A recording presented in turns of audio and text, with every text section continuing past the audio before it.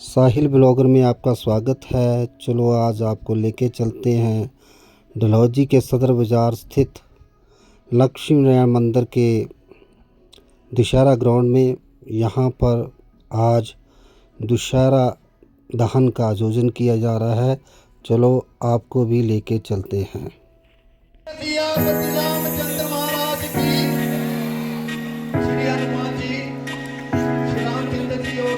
सीतापति रामचंद्र महाराज की अंकल जी सुग्रीव जी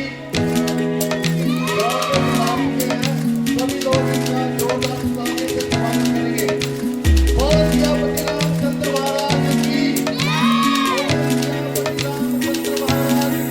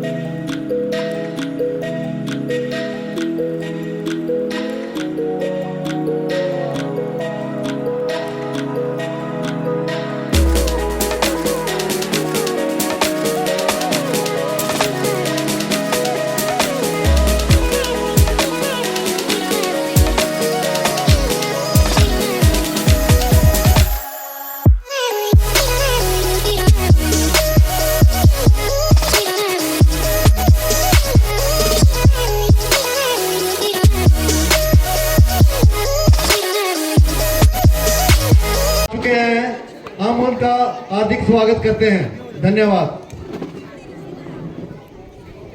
मालूम हुआ अशोक बाड़ियों को झाड़ने वाला और अक्षय कुमार का बंद करने वाला कौन है? मालूम हो गया पवन का बेटा हनुमान है। क्या कहा? पवन का बेटा हनुमान। हाँ भाई हनुमान, क्या तुमने कहीं धोखा तो नहीं खाया? नहीं महाराज, वो देखो मेरे नाथ उसे पकड़ के हिला रहा है।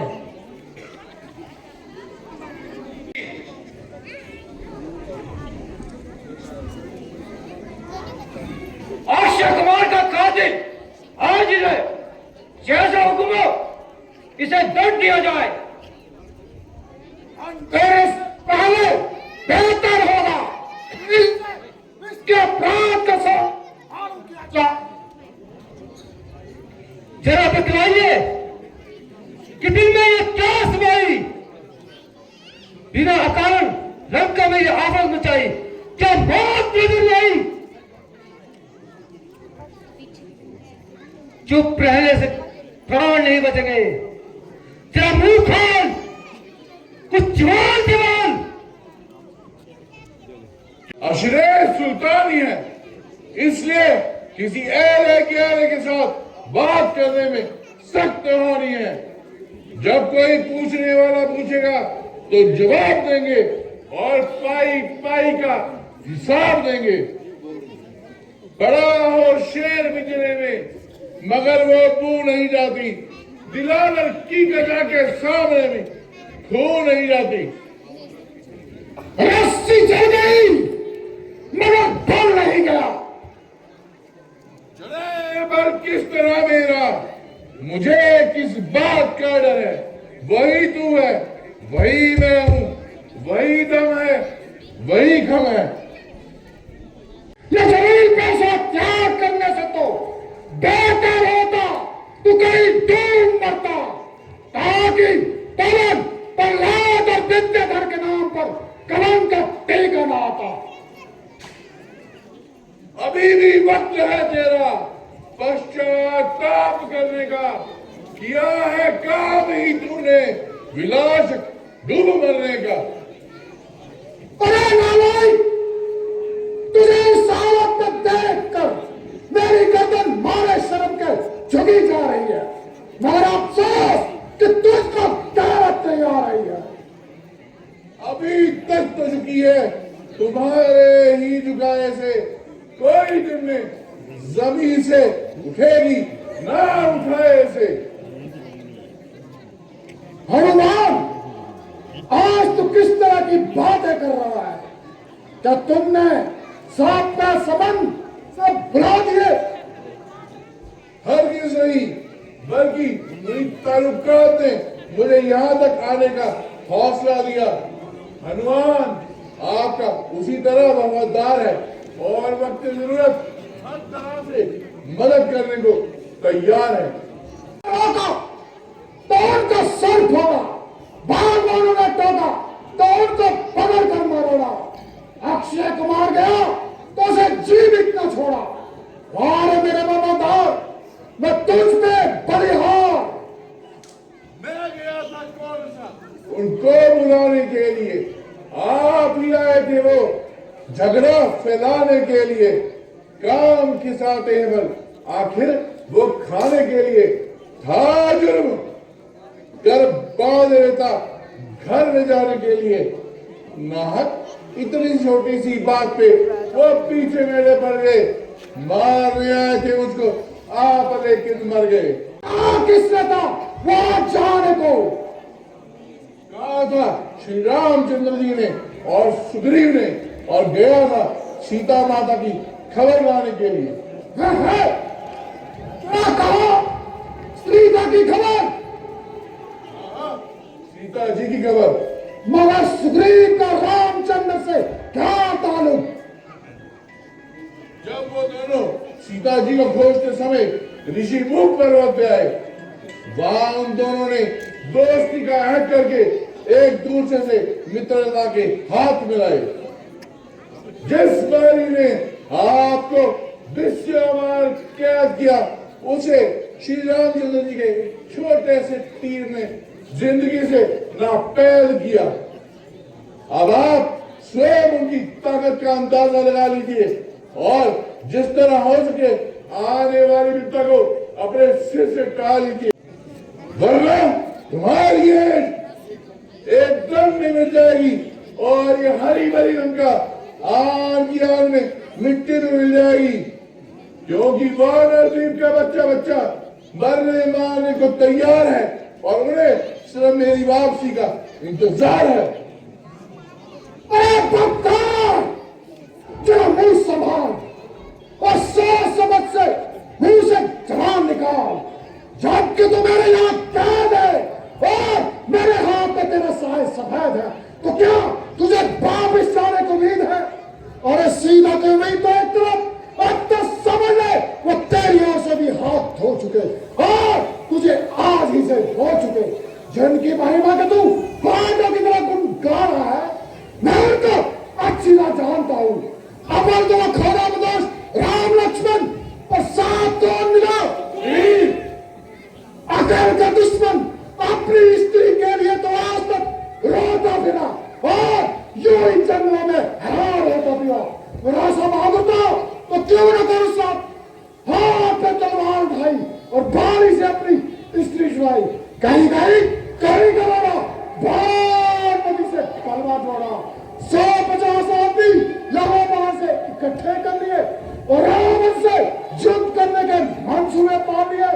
और अब उन पर अगर मैंने लंका का एक छोटा बहादुर छोड़ दिया ना, तो उनको भागने और मुंह छुपाने को कहीं भी जगह न मिल पाएगी। सच है, जब किसी इंसान की बुरी घड़ी आती है तो उसकी अकल खुद ब खुद उल्टी हो जाती है। से बाज आता जब इतनी उठा रहा है और तुम्हारी इज्जत भी को यूं खाक में मिला रहा है।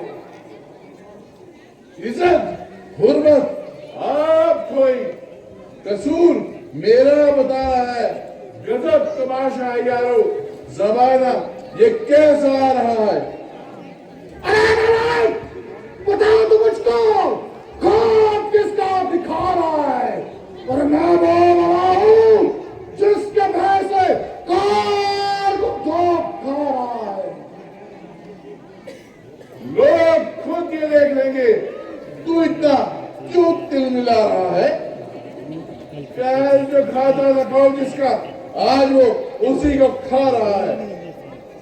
वो मैं जितना नरम जमी सर पे उतनी तो उठा रहा है, और अब बहू ने तो उल्टा ताल्लुक मुझ पर जता रहा है। सच है, वो मुझे भी बेजा कह के बुला रहा है। मैं जब तक मैंने उठाई खंजर तभी तक तू इतना चार चाह रहा है। तू अपने हाथों से खुद अपनी खातिर रास्ता सबका बना रहा है। चंद दिन में ये होगी चर्चा, वो दिन भी नजदीक आ रहा है। कहेगी दुनिया वो देखो यारो, जनाजा रावण का जा रहा है। अरे नाला का शरीर रावण के सामने ऐसी बहादुर मैंने हर तब खून और जिगर पिया, तेरा और तेरे बुजुर्गों का बहुत लिहाज किया, मगर अब तुझे मेरी एक तलवार ही खामोश रखेगी और तुझे हमेशा के लिए सुख की नींद सुनाएगी। बस भाई साहब, जरा धैर्य कीजिए। ये काम आपकी शान और राजनीति के सरासर खिलाफ है। भला कातिल का कत्ल करना कहाँ का इंसाफ है। ऐसा करने से सदैव के लिए समस्त राज्यों से आपके संबंध टूट जाएंगे और भविष्य के लिए कोई भी कातिल आपकी सभा में न आएगा। मेरा हाथ छोड़, तुम्हारा ख्याल फासिद है, कौन कहता है कासिद है। जब ये अपने मालिक का संदेशा लेकर आया है तो इसका कासिद होने में क्या शक है। मगर इस तरह से बहुत बकवास करने का क्या हक। जो कुछ भी इसने कहा वह इसके मालिक की जुबानी है।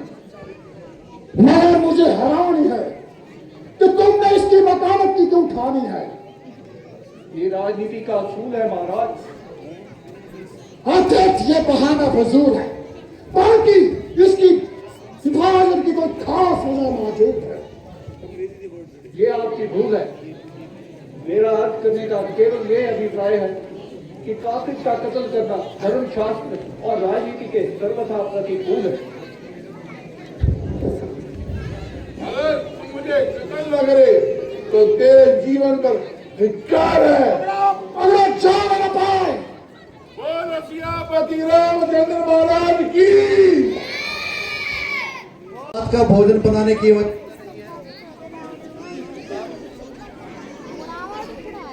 हेलो, रात को आपके लिए यहीं पर भोजन का भी इंतजाम किया गया है, तो कल आप शाम को यहीं से भोजन करके जाएं। ठीक 6 बजे जो है रास तिलक शुरू किया जाएगा और हमारे जो भी नन्हे बच्चे, नन्हे कलाकार, नए कलाकार हैं या कुछ सालों से कर रहे हैं, उनके लिए कुछ इनाम भी हमने रखे हैं, तो वो कल रास तिलक में दिए जाएंगे। तो कृपया वक्त पर पहुंचकर उन बच्चों की हौसला अफजाई भी करें। धन्यवाद। मैं सोया हूं, मैं पेट भर खाया हूं।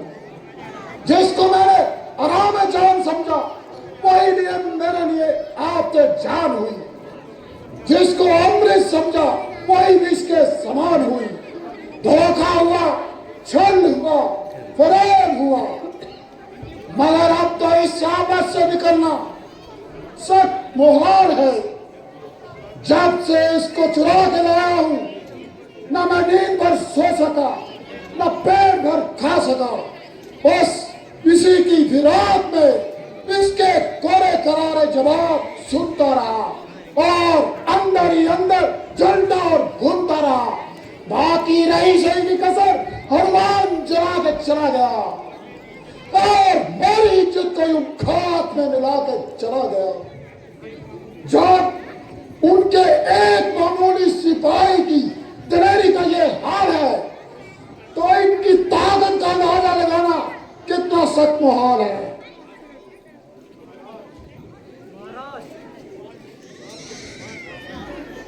आपको किस बात का ख्याल है जो आपको अपनी केवल कीमत पर इस कदर बलाल है। मैं अजीब व तब्दील, मेरी तब्दील पर जिस बात का सवाल है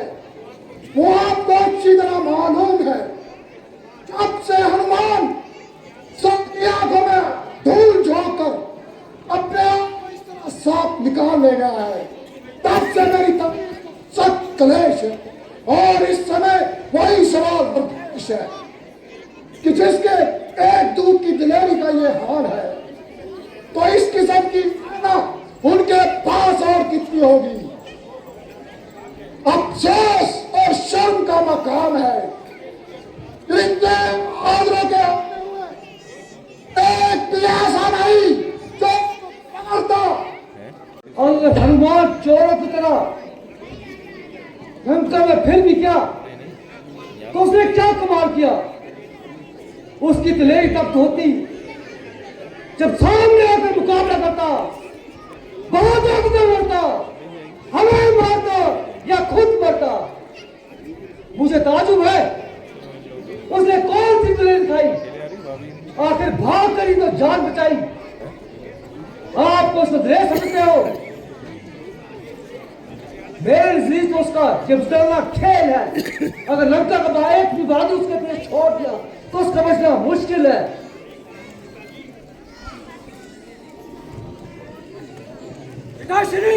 मौजूद है, आपको किसी किस्म की फिक्र करना बिल्कुल महसूद है।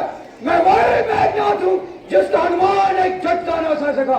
अलबत्ता भागते के पीछे भागना अपनी शान के खिलाफ समझता हूँ। उसे तो मैं बिल्कुल मामूली इंसान समझता हूँ। खैर, जो कुछ हो चुका उसका क्या जिक्र करना। अब तो हमें आगे की रोकथाम का फिक्र करना है। यूं तो मुझे किसी बात का गम नहीं, क्योंकि मेरे भावना से आज इस दुनिया में मुकाबला करने में किसी में दम नहीं।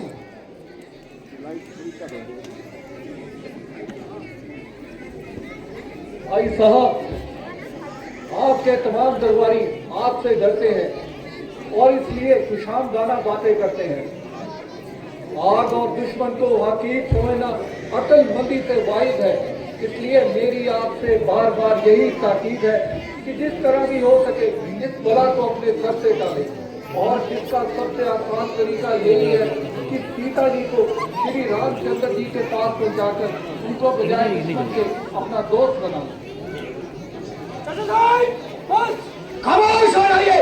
अगर आपको रामचंद्र का इतना ही खौफ है तो कहीं ना कहीं खामोश हो जाइए।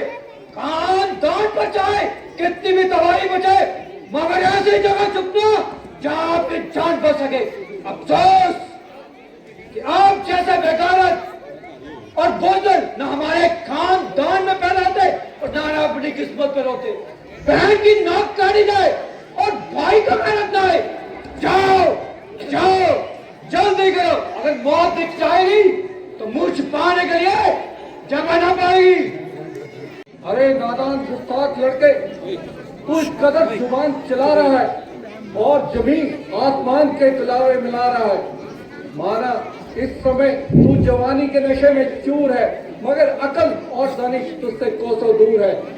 बालियत भर का लड़का और हाथ भर की जवान, जो मुंह से निकल गया वही कुर्बान। इस वक्त तू इतनी शेखी जता रहा है। अरे कल तू कहां मर गया था जब अकेला हनुमान हजारों में किरकिरी कर गया था। अफसोस अफसोस, जिस बात को ना मैं कहना चाह रहा था आखिर आप कला के चाचा साहब, इसमें भी आपकी साजिश और शरारत थी। जो हनुमान इस तरह फरार हो गया, न आप उसकी हिमायत करते न पिताश्री संदेश अनायत करते। जब से हनुमान भागे आपकी मन की मुराद मिली और दिल की कली खिली। मेरा दावा है कि आपकी हमदर्दी मैं एक लोग दिखावा है। दर पर्दा इसकी रामचंद्र से मिला वक्त है और ऐसे और कम बंदे पर किसी किस्म के एतवार करने में सख्त हानि है।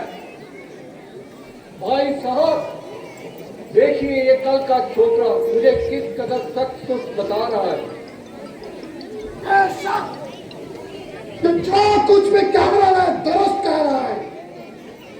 अफसोस कि आप ही इसकी बेवजह हिमायत करके मेरा दलील का मेरी तौहीन करा रहे हैं और इसकी बार बार पीठ ठोककर मुझे सरे दरबार जलील करवा रहे हैं। अगर मैं इसकी हिमायत भी करता हूं तो ये दुश्मन का तरफदार तो नहीं, तेरी तरफ कौमी मुल्की गद्दार तो नहीं। बिना शक तेरी दुश्मन से गहरी सांठगांठ है, इसलिए हमारी हर एक बात तेरे काबिल एतराज है। हनुमान की बगावत करने तू जब आगे आ गया, जब मैंने उसको कत्ल करना चाहा तू जब पीठ पड़ गया। अब मेरे नाम ने उनके खिलाफ जंग का मशवरा दिया है, तू जब उसका सर चढ़ गया। जरा सा भी कोई उनके खिलाफ बोलता है तू जब उनकी जुबान टटोलता है। मैं हैरान हूं कि तू क्यों बिना बना मेरी बर्बादी पर कमर कसता है। भाई साहब, ये आपकी भूल है और निस्बत ऐसा ख्याल करना भी बिल्कुल फजूल है। ना मैं कौमी गद्दार हूँ, ना श्री रामचंद्र जी का तरफदार हूँ, बल्कि आपका सच्चे दिल से वफादार हूँ और आपके पसीने के बदले खून बहाने को भी तैयार हूँ। मगर इस आने वाली बर्बादी को देखकर जरूर अशकवार हूँ। मगर उनके दिल में यह क्या समाई जो बिना वजह बहन शुरू में आके नाक उड़ाई। अरे बेशरम, अब भी शर्म न आई। बेशक यही एक बात है जिसने आपकी तबीयत इस कदर भड़काई है, मगर वो खामखा उनके सर आई और अपने किए की सजा पर। शर्म शर्म शर्म। भविष्य तेरा कान खोल के सुन, तेरी निस्बत चारों तरफ से किस कदर नाराजगी का इजहार हो रहा है और हर तरफ से तुझ पर लानत का बौछार हो रहा है। मेरा हर एक बहादुर मरने मारने को तैयार है, सिर्फ तेरी ओर से इनकार है, जिससे साफ पाया जाता है कि तू सरासर दुश्मनों का तरफदार है। खामोश है, वैसे ही आपके मुशीर खुशामदीद और चापलूस है। बेशक इस वक्त तो ये आपके हाँ में हाँ मिला रहे हैं, दरअसल आपको गलत रास्ते पर चला रहे हैं। वक्त आने पर यही खुशामदीद अपने मुंह से कहेंगे कि ये रावण की सख्त चलती थी, मगर हम क्या करते, हमारी कोई पेश ना चलती थी। गौर फरमाएं।